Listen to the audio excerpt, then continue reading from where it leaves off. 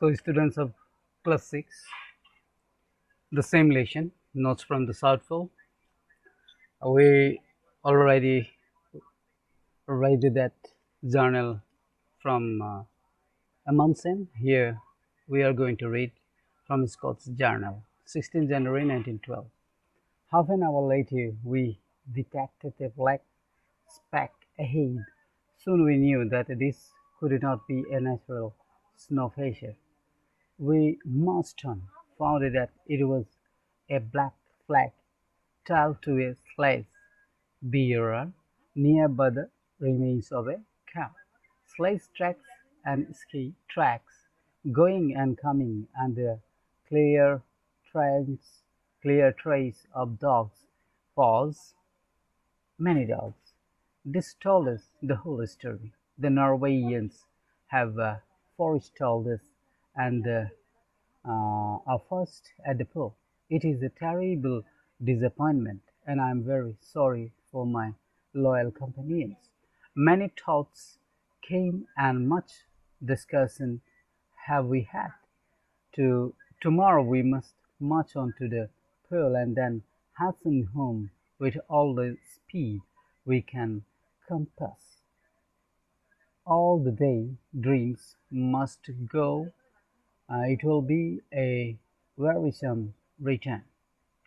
Now, what he is saying here, that black speck that they saw was nothing but the black flag tied to a sledge, and from it they came to know that the Norwegians had reached that place before them, and that actually disappeared all the pleasure they would have got if the Norwegians had not reached there first.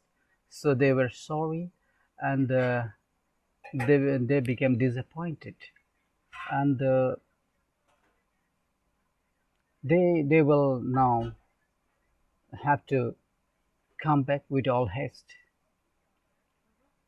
and they think that it will be a very tiresome return, because they had failed. Now, 17 January 1912, Camp 69 3 to minus 222 degree at start, night minus 21 degree the pole. Yes, but under very different circumstances from those expected. We have had a horrible day. At a 2-hour disappointment ahead, wind actually 4 to 5 degree with a temperature of minus 20 degree, and companions laboring on with cold feet and hands. We started at 7:30, none of us having slept much after the shock of our discovery. That discovery is nothing but the Norwegians reaching there first.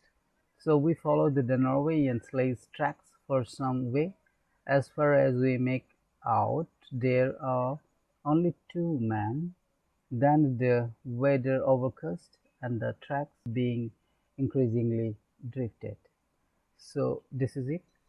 Now they followed that one, the tracks made by the Norwegians, and actually the weather overcast, and the tracks being increasingly drifted.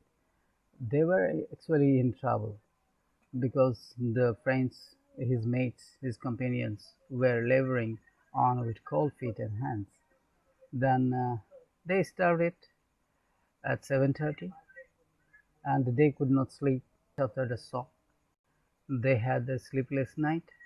So these are the things that happen, and you can understand why, because of their failure on reaching the pole before the Norwegians. So with that, I would like to conclude this presentation here with the things whichever is there in this lesson.